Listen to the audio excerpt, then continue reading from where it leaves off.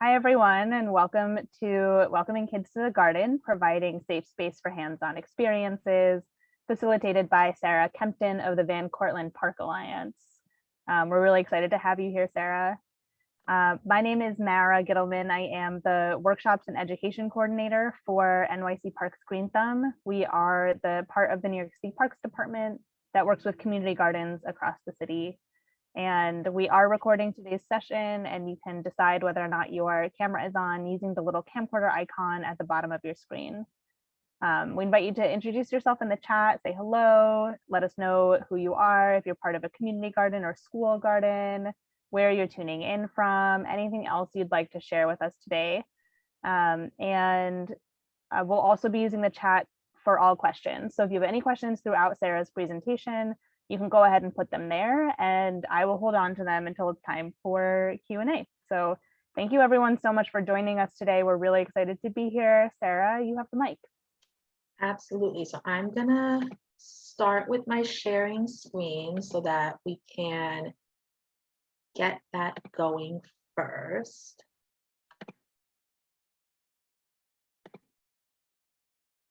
Okay.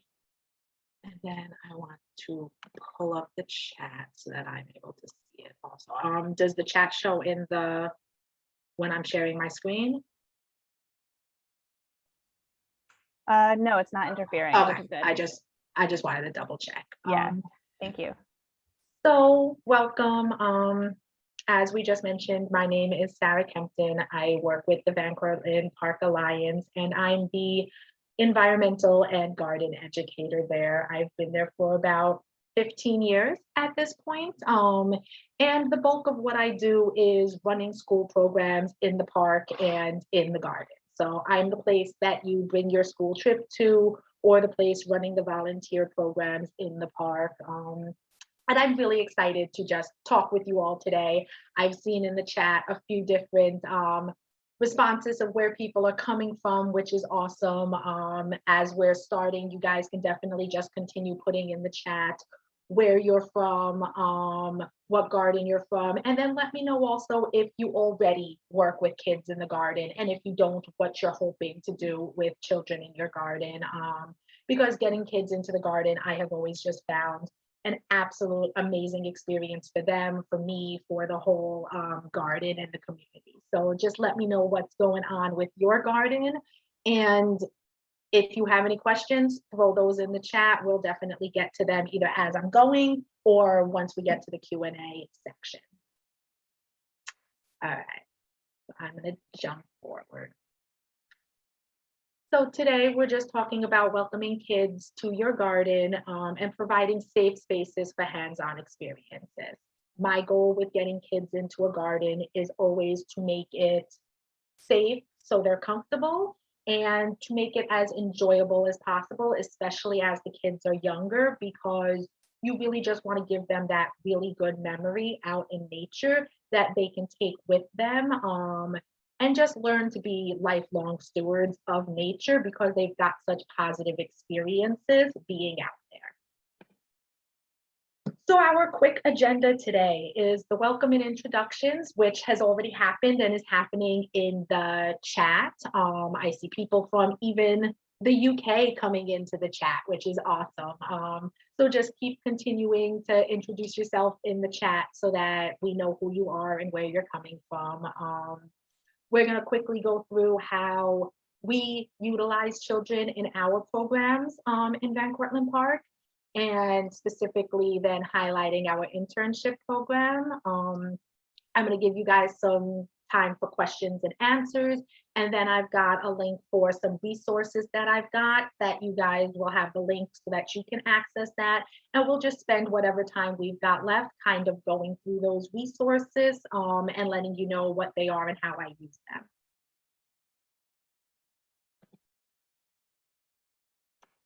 So let's jump in.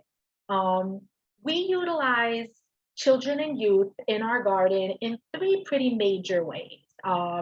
Volunteer days, represented by that first picture, the school group and education programs in that middle picture, and then our out of school time, middle school and high school programs.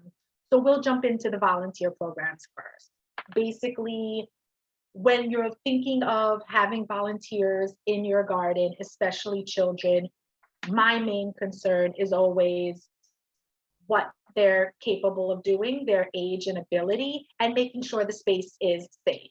So if I have to build raised beds in my garden, probably not appropriate for younger kids unless it's a smaller group, very well supervised.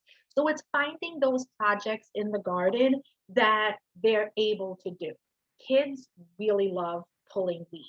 If you can give them a section they can pull weeds, they're gonna love it. If you can give them things they can plant, they're gonna love it. When I do large planting programs with volunteers that are younger, I tend to pre-plan where the plants go. So I might put a stick in the ground where every tomato goes, and that way I can just have the kids standing there, show them how to plant, and then let them know next to every stick, we're gonna put a tomato plant, so that it's a little bit more organized and just a little bit more fun for them because they've got a very clear task that they can then complete on their own. It's gonna be about modeling what they're doing, making sure that I've done an example of planting before I have them planting, and making sure that they're clear on what those expectations are, and starting the day with welcoming them to the garden and letting them know if there are any expectations while they're there, like don't run around or don't go into that back section where I might have the tools and it might not be as safe.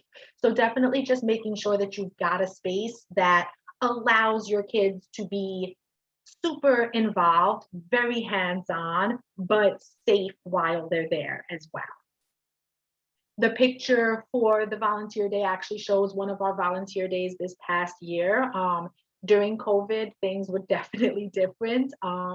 We utilized volunteers with pre-registering them so we could limit numbers, and choosing projects that allowed them to space out more.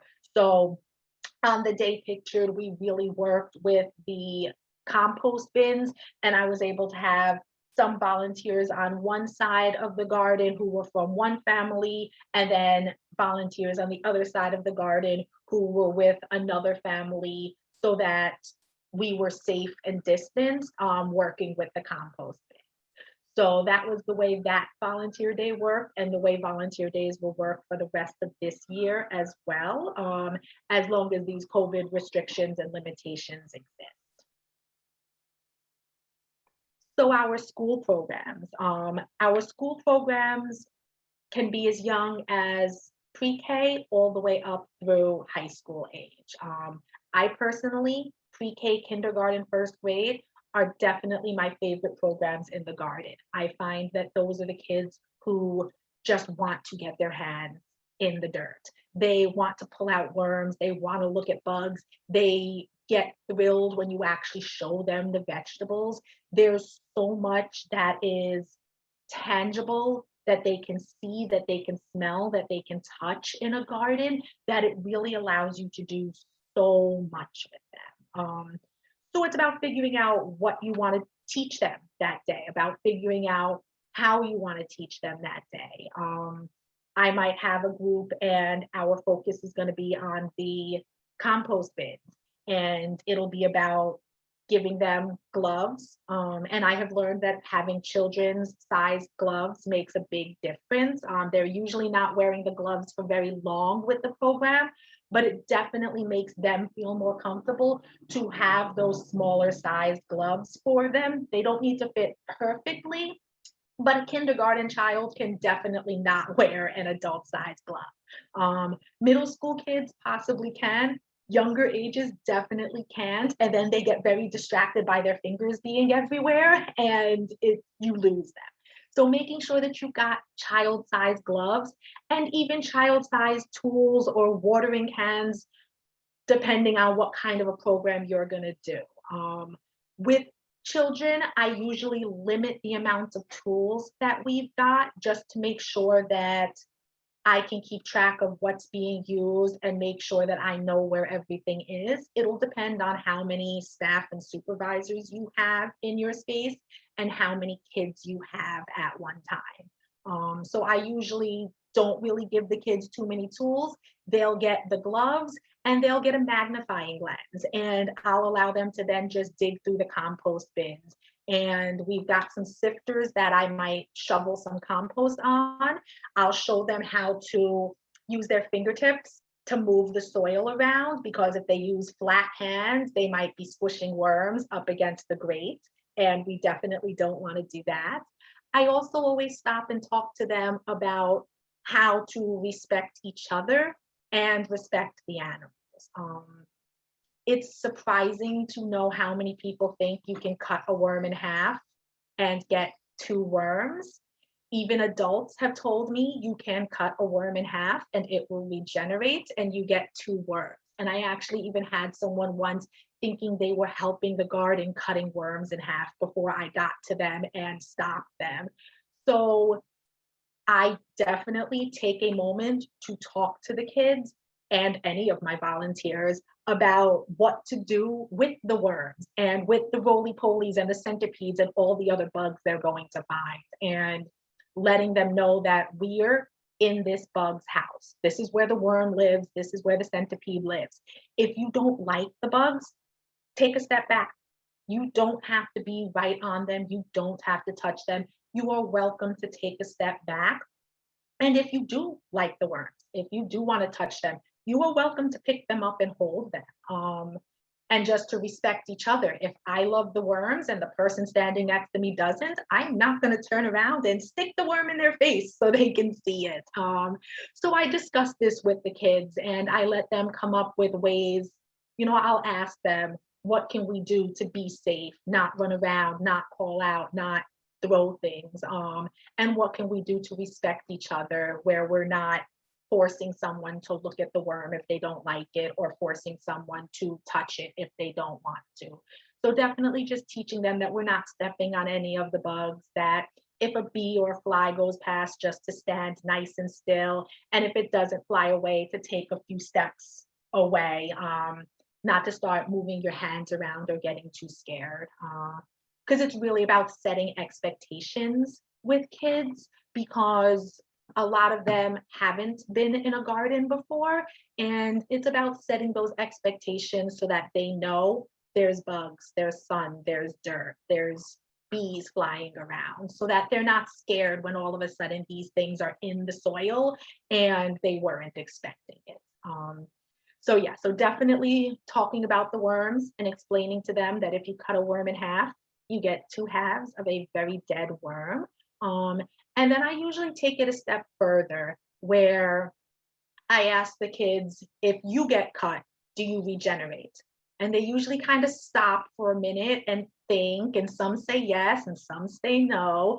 And the answer is yes, to a degree. If I lose an arm, I don't regenerate. But if I get cut, my body regrows the skin. I do regenerate and heal myself.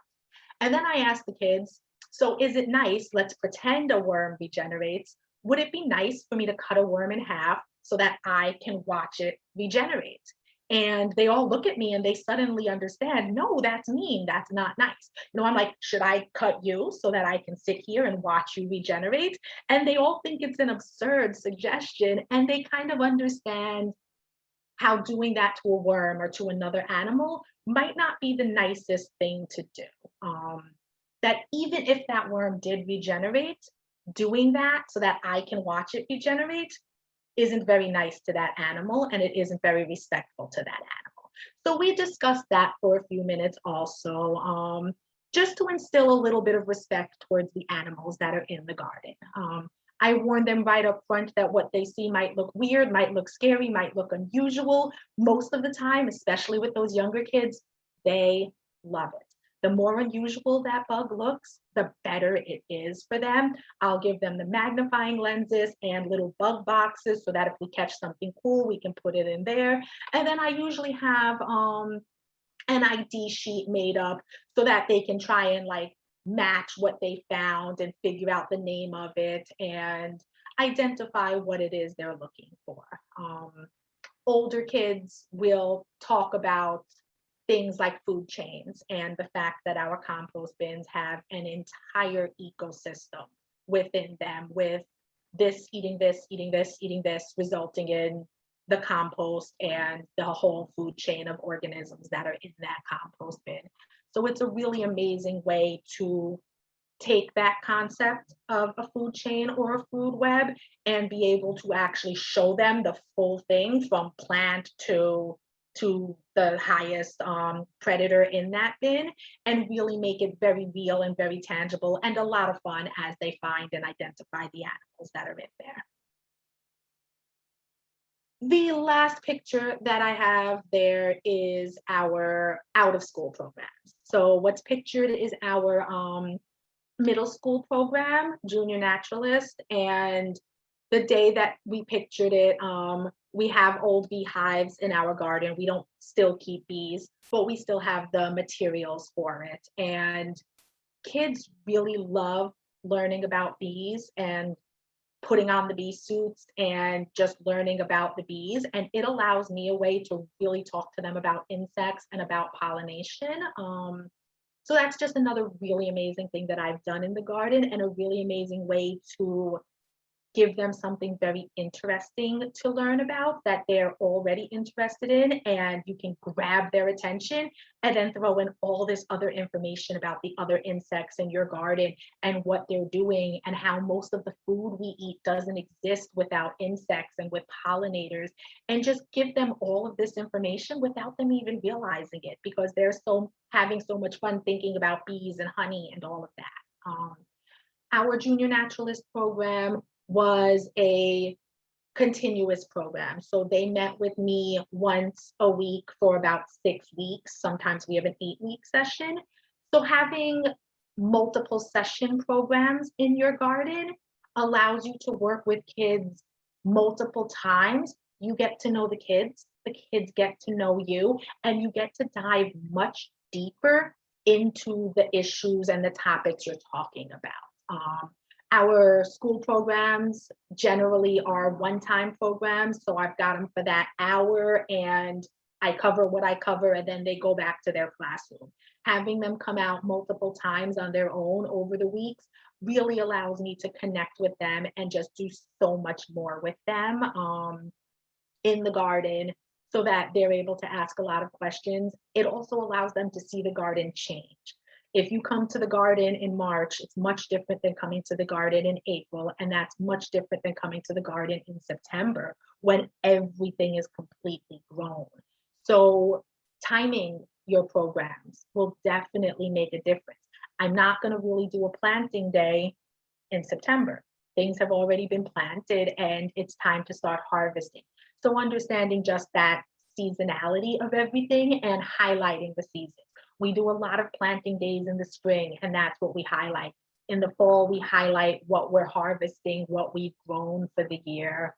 And classes coming out in the fall really get to see the tomatoes. We can pull a carrot. They get to see Swiss chard growing. So they really get to see the vegetables that they recognize, which is so much fun for kids to actually see what they've eaten the way it grows. It's one of the best parts of getting kids into your garden, is to connect. This is what I eat, and this is actually what it looks like in real life. It doesn't look like what it looks like in a grocery store. This is actually what it looks like, and this is how it grows.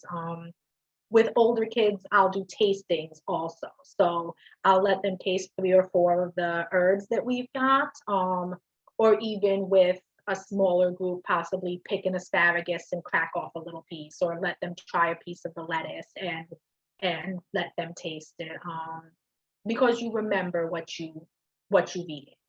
Connecting all of this to food really piques their interest and gets them really excited. Do we have any questions yet? I'm doing a lot of talking and I want to give people a chance to comment or ask questions. I haven't seen anything pop up. No, I haven't seen anything either. Okay. If anybody would like to put a question in the chat, they definitely can.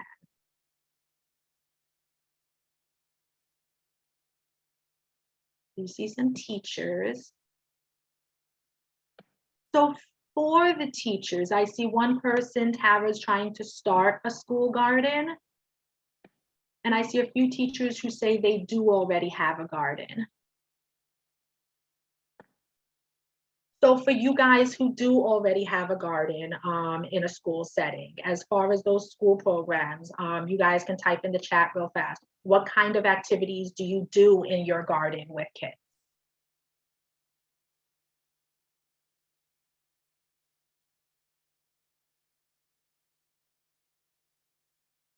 Don't be shy, throw it out there, guys, because the best part of this is that I learn from you guys really awesome things that I can then put in my programs, and people are really excited about, and I'll totally take credit for. But it's nice to learn from each other what we're doing. So I see cleanups. Cleanups are fun. And what's really fun with cleanups, if you have any type of funding for a garden and you can get the garbage grabbers, kids have so much fun with the garbage grabbers. It's something that completely surprised me when we started doing it. But when you give them the little garbage grabber and you kind of let them loose in a defined area, definitely, but you let them find garbage, and it's kind of like a treasure hunt of who can find the coolest thing. And so if you've got a garden that's in an urban area, you've got a garden anywhere near a sidewalk or a building, you're gonna have garbage blowing in, and giving them a garbage grabber so that they can go around and they can pick things up with it turns it into a treasure hunt, and they absolutely love it. Scavenger hunts are really, really fun. I think I included one that we use in the resource packet. Allergic to bees. So I do not have an EpiPen available in the garden because it's a prescription, and I don't think legally I'm actually allowed to have one to then use with someone who it's not prescribed for. I'm pretty sure a smaller child probably needs a much smaller dose from the EpiPen than an adult would.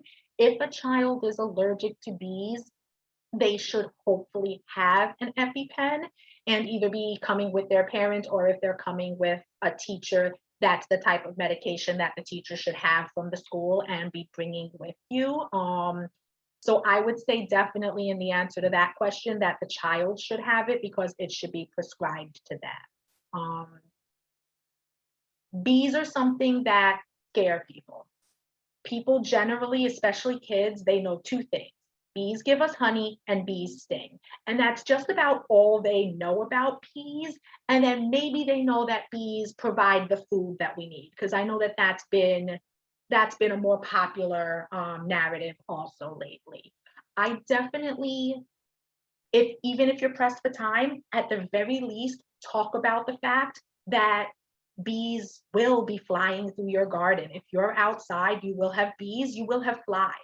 Let them know that the bees are looking for flowers. I usually stand there and I ask the kids if they're a flower, and they all kind of giggle and go, "No, I'm not a flower." I'm like, then the bee doesn't really care about you. The bee is not looking for people. The bee is looking for a flower because it needs to eat the nectar. So I'll talk about that, and I'll let them know that if a bee flies past and you start waving your hands around, one, you're probably going to hit the person next to you and they're not going to be very happy about it. And two, as you move the air, the bee is small. You're moving the air, and the wind is actually going to push the bee into your face. So waving your hands around actually does the opposite of what you're hoping it will do. You're either going to push the bee into your face, or you're actually going to smack the bee, which could potentially get you stung by accident, depending on how you smack the bee away from you. So I make it very clear to be still, to kind of let the bee fly past you. And if it's sticking around you a little bit too long, take a few steps away. Like just walk away a few steps, and it's not going to follow you. Chances are it's not going to follow you. Occasionally there's a detergent or a perfume or a hair product or something that will attract bees, but bees are generally attracted by color, not scent. So perhaps you'll have a kid in like the red or the yellow shirt that the bee really likes. But in my experience, I think in the 15 years I've been working in the garden, I have only had 2 or 3 people get stung. And I've only actually been stung twice, and we were keeping bees for a couple of years. Honeybees especially have no desire to sting you. When they sting, they die. They have no desire to sting you. If you're still, if you walk away, the bees will leave you alone. Okay. All right, so somebody mentioned drawing in the garden. Drawing in the garden is so much fun. And there's a bunch of ways you can do it. I've seen classes, I've seen schools bring full art classes out where they're not even necessarily drawing the things in the garden, but they're just allowing the kids to be in nature as inspiration for whatever they're going to draw. If you're looking to draw the garden specifically, there's lots of ways you can do that. There's trying to actually draw things where you're labeling plant parts if you're trying to work this into a science lesson.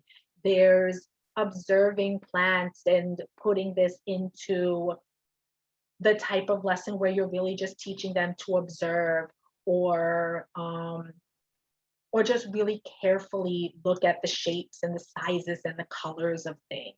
So there's lots of ways you can do drawing in the garden. I would say to consider what you're using. If you're having them paint in the garden, you need to make sure you have access to water to clean things. You need to make sure you've got enough paper towels and things to clean up spills, to clean up hands.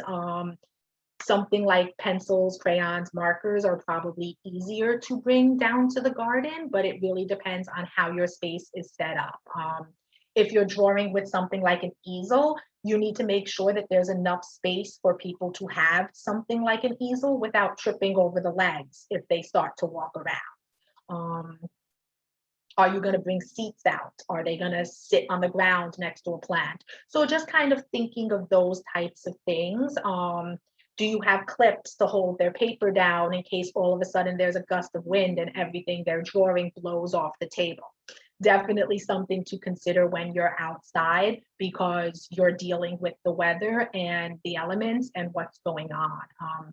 Figuring out if there's shady areas. It's not that much fun to sit outside for an hour in 90-degree weather and try and draw something if you don't have shade. So to make sure that you've considered all of those things. The next question is a GreenThumb question. So I think I'm gonna take that. So the next question is, do the garden members have to have background checks before we can let children into the garden? And the answer is no. Gardens that are community gardens in the GreenThumb network are all public open space. And so they're open to everybody. It means that kids are allowed in and it's up to the garden group whether or not you want to do certain things like host school groups. That is up to the garden group to decide. But no, you do not need to have background checks on all the members first. Yeah. And as an open community garden, if you're having a day where families are coming or these kids are coming in with their parents, it's also a much different dynamic. So me being the teacher for a class that's coming in is a different dynamic than me hosting a family day when all of the kids have a parent present. That was something I learned the hard way. I was like, yeah, I do kids programs. Family programs are the same things with a few adults thrown in. They're not. Kids act much differently than they do with their parents, than they do with their teacher. And when the parents are there, I notice that the parents tend to kind of sit there and do their own thing. And sometimes it's the parents who are poking around in places they shouldn't be in the garden, or the kids who are asking the parents to do things and the parents are just more than willing to accommodate their kids. And I'm like, no, that's not what we're doing now, hold on. So definitely that dynamic when parents are with their kids in the garden is definitely much different than a school group. And if you're going to do some sort of a family day, you also have a range of children's ages. So you have to consider if I've got a preschool age kid and I've got a middle school age kid and I've got their adult, how do I keep all three of those ages engaged? Because if the middle school kid is bored, they're just going to sit down, be on their phone or be poking around. If the preschool kid is bored because you're focusing on just a middle school task, then that preschool kid is going to be wandering around, and that means the parents spend their day just chasing them around the garden, making sure they don't break something, which is not fun for anybody. So just understanding that. Okay, there's another GreenThumb question there about permission slips. Yeah, so no, it's almost like any park in New York City. You don't need a permission slip as a child to enter Prospect Park or to enter all of these other parks. Same with community gardens during open hours. They are public open space and kids can come in. If you are hosting, if you're hosting a specific group, like a children's group or a school group, you can totally ask for that, and you can ask what the teacher's protocol usually is for field trips. Maybe they already have that. And so I think it just depends on what the garden is hosting, if that makes sense. Yeah, and I'll add to that, taking pictures is always a really good thing. It documents what you're doing. It gives you proof of things. It also allows you to apply for funding. A lot of grants will ask for a picture or two, or to put on a flyer for advertising an event at your garden. We always get photo consent from a parent for any kids. We don't post pictures of any minors without photo consent from the parents. If it's something like a school group, you can perhaps have a form that you can email to the teacher that they can get signed before they come over. If it's a volunteer day that the garden's just open and the kids happen to wander in, you can have something quick on site that just gives your consent, and then have the parents sign it as they go. In the past, I've had the sign-in sheets for the volunteer day, and at the bottom, I've just put the little legal blurb of we give permission for my child's likeness or something, whatever the wording was. And I just left a column on the volunteer form so that the parents could initial there that they give permission for their child to be photographed. And then I just don't take pictures of any kids whose parents didn't give permission, so that 3 years from now, I don't forget who I've got permission from and accidentally post a kid that I have no right posting. Liability question, I'm going to leave up to you, I think, because my situation's slightly different because we're in the city park and we're an organization and our insurance covers anything that's happening. Yeah, it's an excellent question, something that comes up not just around children. And so thank you for bringing it here. The question is, what kind of liability is there if children get hurt in the garden? It depends on a lot of things. And I will send, we've updated the GreenThumb Gardener's Handbook that applies to community gardens, mostly to community gardens under parks jurisdiction. It's different if your garden is a land trust garden or privately owned or a school garden. It really depends on what jurisdiction the garden is under when it comes to liability. But the handbook does answer the question. And so I will be sure to send that out. But it also depends. Are you hosting a group that is self-insured? It really depends on a number of things. I'm sorry, there's no easy answer, but I will send out the handbook in a follow-up email. And if you have any like more specific criteria for either your space or the type of thing that you're hosting, I can do my best to get you a more specific answer, but it won't necessarily be applicable to everyone who's attending this workshop.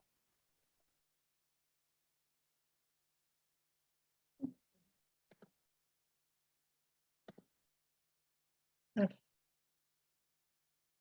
So the last major program that we run in our garden is our high school level internship. And this is a much more involved program that is an ongoing over the course of the summer and into the fall. And we hire 4 high school interns. This is a program that we pay our interns for. So it requires us finding funding, writing grants, and so forth to be able to pay our interns. And they spend 7 weeks during the summer. And then if they're able to, they work the rest of the summer and into the fall. And they focus on the maintenance of the garden. So the compost bins, harvesting vegetables, weeding, working with any volunteers that come in, because they get the additional training, so they're able to help me with volunteers. And then they run a farm stand, which is what's pictured here. Obviously, Our garden did not grow all of that. I wish I could have peach or cherry trees in my garden. I just don't have space to do an orchard in my garden. So we do on market source most of the food from Grow NYC. But we do highlight some of the things that we grow in our garden at our market, and use the garden as the anchor for this internship. What we noticed when we started growing food in our garden, because at first our garden was just like tool storage and we had compost bins.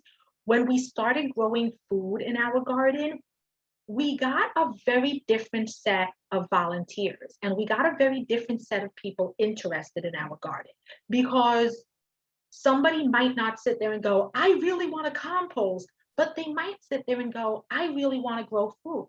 The fact that we donate our food to a local soup kitchen after the market is a big draw for people also, because now they're not only getting out and being healthy in the garden, they're not only getting out and learning how their food grows, but I'm able to tell even the youngest of kids that you've helped us grow something that goes specifically into the community to help people who might be hungry.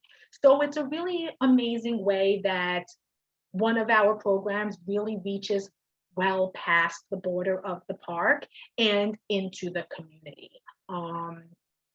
So when running an internship, it's definitely a much more involved program.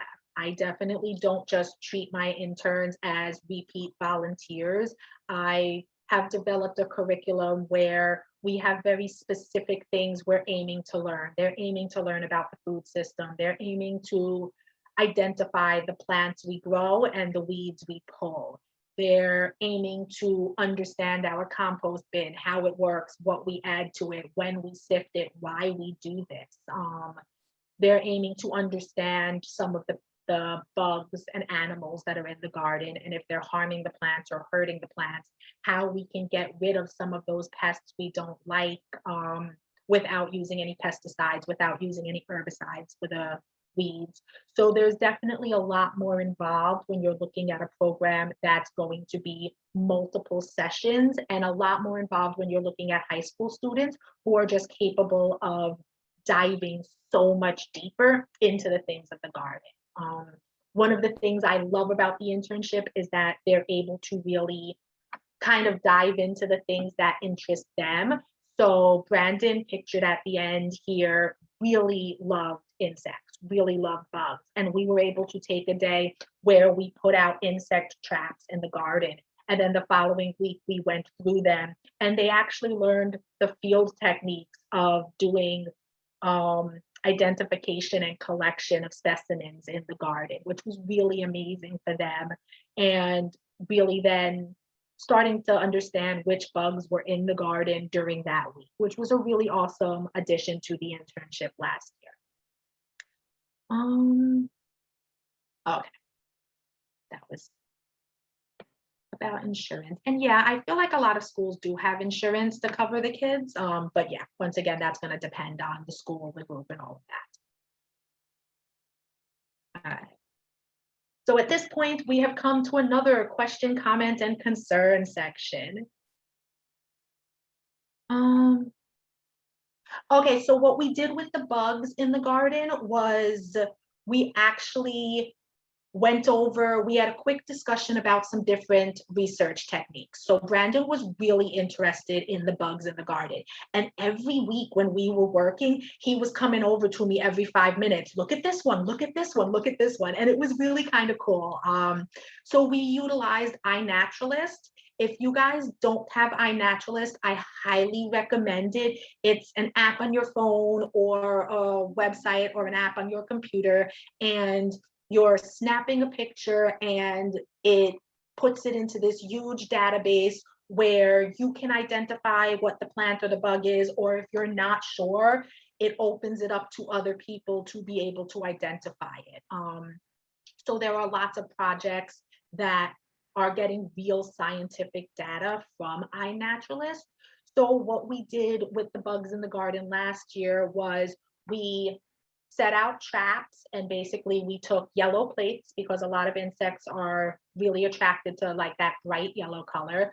So we put out yellow plates with water and a little bit of soap. So this was collecting bugs that we were then, when they hit the soap, did die. And we put them out and we left them there for, I think, 1 week. And then the following week, when we were at the garden, we collected up all of the traps and we made a map of where they were in the garden and what plants were next to them. And then one by one, they pulled the bugs out of the traps and started to identify some of them and learn like which ones were next to the eggplant or which ones were over by the tomatoes in the sunny area, and kind of just see what bugs were where and identify, was this a bug that's killing the plant? Was this a bug that's good? It was a very small scale research project.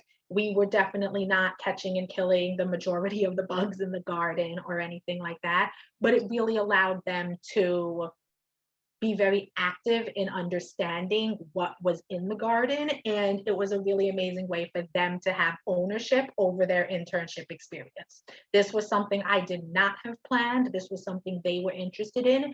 And the garden allowed me to let them run with something they were interested in and learn some really good field research skills while they were doing it. Oh, okay. So community service letters, when I do volunteer days, always have a sign-in sheet so that I have the person's name and when they worked, like what day they worked. So if anybody needs a volunteer letter, because I get that a lot with high school or middle school kids, they can email or call me or even bring their letter with them. Sometimes they've just got a template from the school. And I can go back through the volunteer sign-in sheets and be able to say, yes, this person worked this day, whatever days they worked. Without keeping a log of who's in your garden, it will be difficult to verify their hours. So I do recommend having some sort of a signing sheet at your garden, even just to track visitors, because that also allows you to say, I have this many people during a season, or I had this many people at an event, which is just a good metric to keep in general. Our sign-in sheet at one point, we also broke it down. We had their name, and we just do one per event, so we don't have the date or anything, but we had their name, and then we broke it down and we asked them if they had volunteered with us before with a yes or no checkbox. And then we broke it down into age ranges so that we can say we had this many kids, this many teens, this many seniors in the garden. So you can collect whatever metrics you need for your organization, but at the very least, I think keeping track of how many people are there is definitely very useful.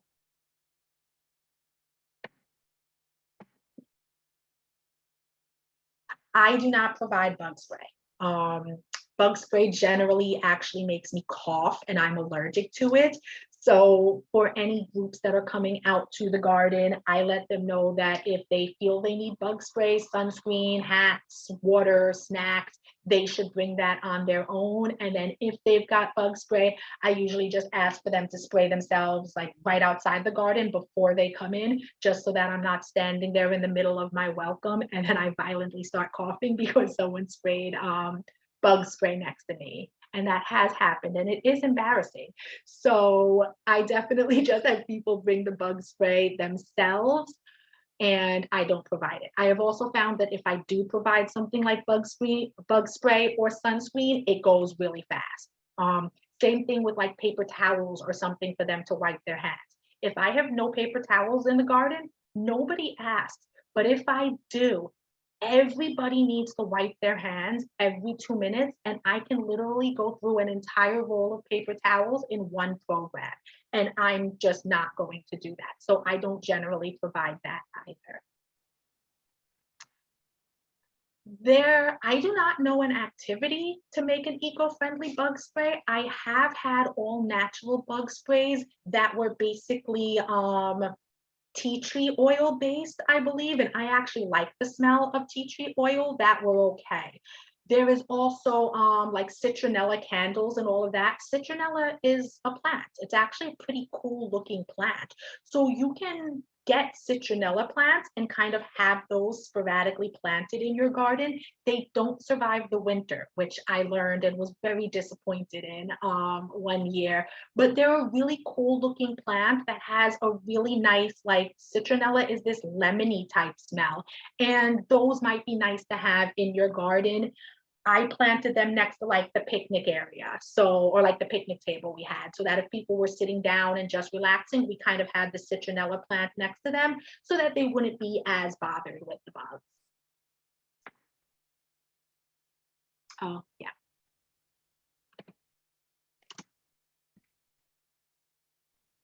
Okay. So we just dropped, or rather Mara just dropped, the link for the resources. So are there any other questions that we missed? I don't think so. No, not that I caught. Okay. But folks, please continue to add questions to the chat. We do have a few more minutes left. Yes. Okay. So the resource documents, and I'm gonna actually stop sharing real fast. And then I'm gonna pull that up also.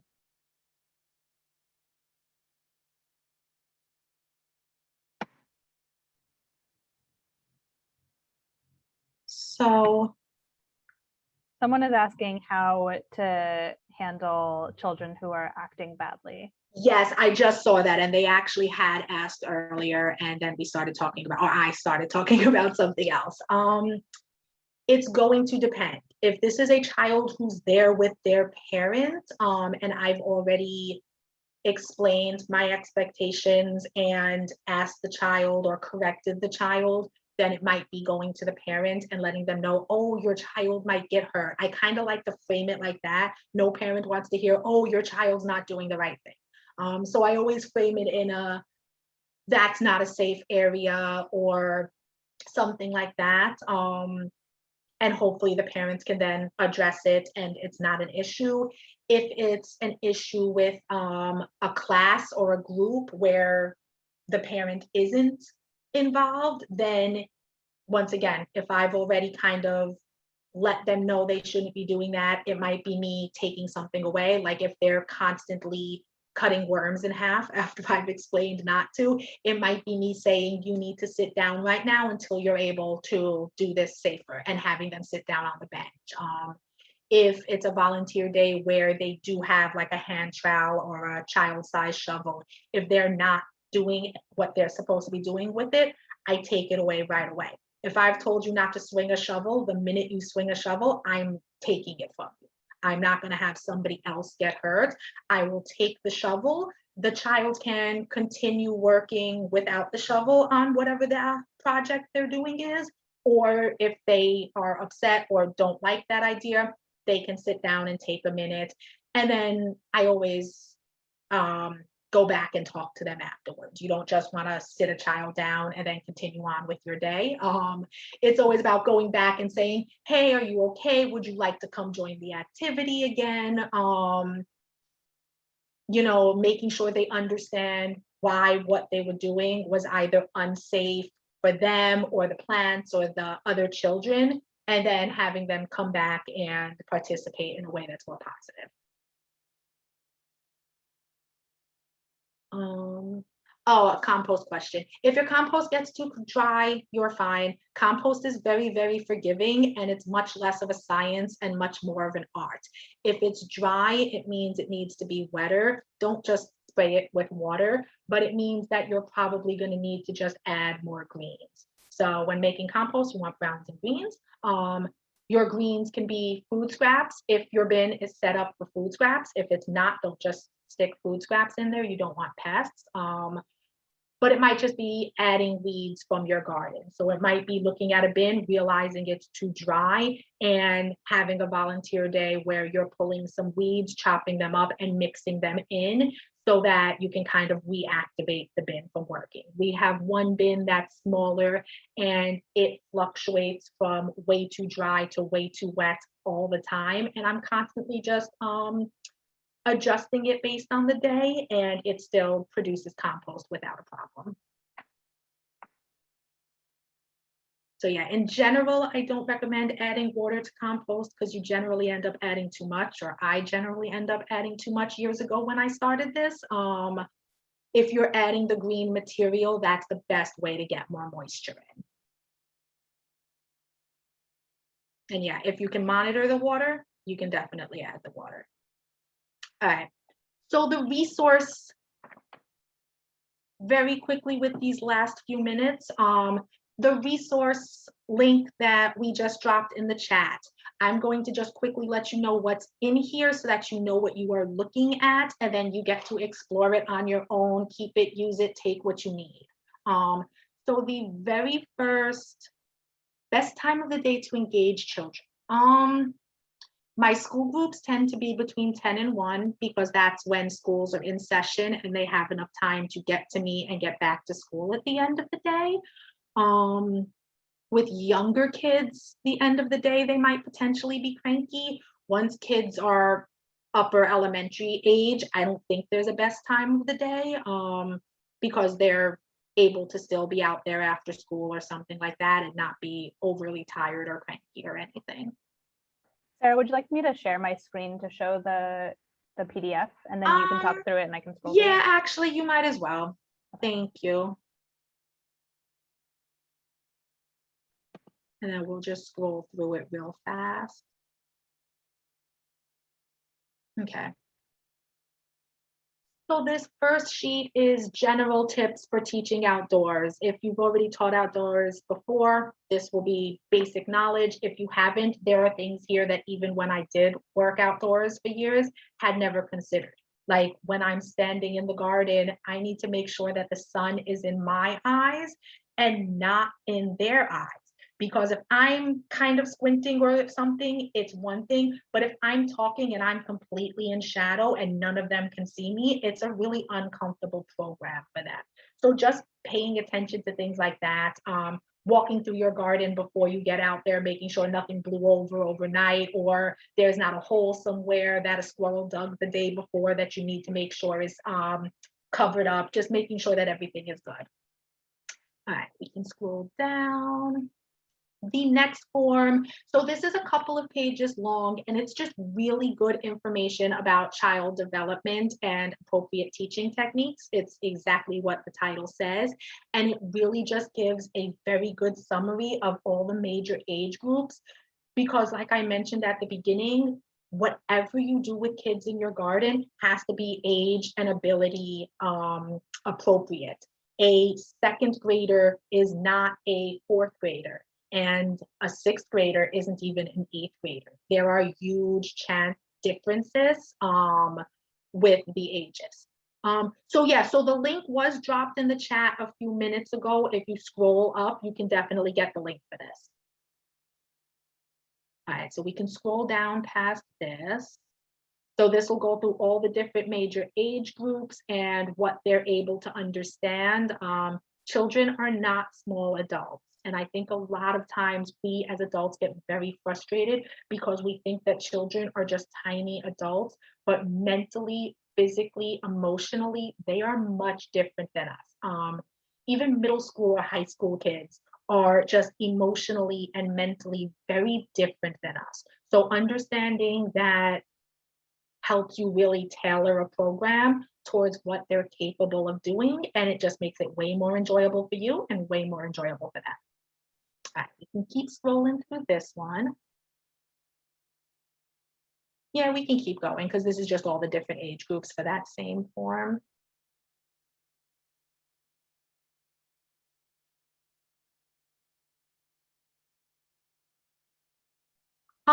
I don't do long sleeves during the summer because I just personally cannot do it. I always say they need closed shoes, so no flip-flops or anything like that. And I always recommend long pants because you tend to be sitting down possibly, or things brush against your feet. For the shoes, it's also really nice to have closed shoes because like my garden is wood chips and you get a little kid who gets wood chips or stones into their shoe and they're just horribly uncomfortable the entire time. So it's the shoes and the pants that matter more to me. And then I let people know if they want a hat, they can definitely wear it. But long sleeves and hats are less important to me than the shoes and the pants. All right, so this is just the cover of a very awesome book, Worms Eat Our Garbage. It's an activity curriculum book that has tons and tons of different activities in them. There are things from storytelling to the parts of a worm to the insects that are in a compost bin. So before, how I mentioned when they're looking through the compost bin, I give them an ID sheet. There are pictures in here that can be that ID sheet for you so that you're not trying to make it up on your own, searching around online for photos of the different insects. We can scroll past this, and I believe so this is an example of one of the things in the book. So this was something we did with our middle school kids to get them to kind of write a little bit about their experiences with a worm.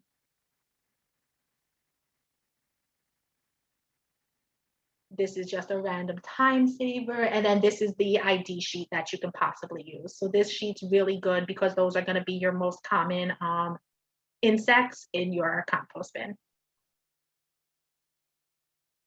This is another ID sheet from your Compost Project. They have a lot of resources surrounding composting. So if you ever have questions, they're another amazing resource.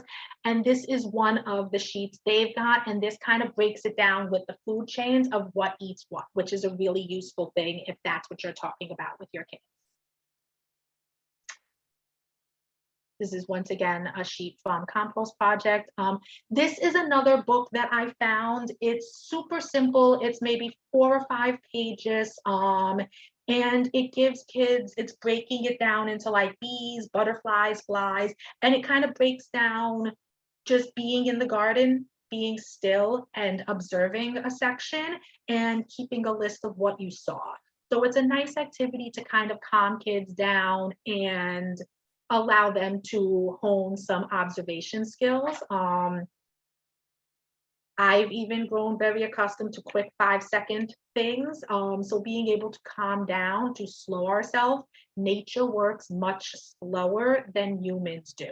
And a lot of time kids especially get very frustrated. Things aren't happening fast enough. So this is a good book for that. All right, I think there's 1 or 2 more things while we're at the last few minutes. This is a sheet of a few different metrics you can use. If you're doing a program at a school or you're trying to write a grant where you need to be able to say, I can prove the kids learned this, this, and this. These are a few different metrics that you can use to kind of do pre and post tests or gauge some sort of learning from the garden.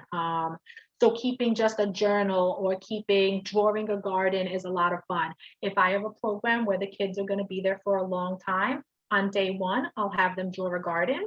And then on the last day, I'll have them draw a garden again. And I'm able to kind of come up with a rubric of what I'm looking for, but I'm really looking for, is their picture at the end showing more natural aspects of the garden? Is it showing more human aspects of the garden? Have they learned that a garden has a lot more in it than what their picture was at the beginning of the program? All right. Oh yeah, so here's an example of one of the scavenger hunts. This one is either for slightly older kids or with a parent because it's got the little riddles. I did this one years ago and it's a lot of fun. We can scroll through. In fact, I think this was the last page. Yep, there we go. So we are just at time, 1 o'clock. Yeah, perfect timing. Thank you so much, Sarah. Thank you so much to all of the participants and for sharing all of your ideas and questions in the chat. This was a great discussion. Thank you everyone again so much for coming. And I will send out links to this resource PDF in a follow-up email, as well as a link to our GreenThumb Gardener's Handbook. Thank you everyone. I hope to see you again at future webinars. And actually, I'm going to drop my email really quickly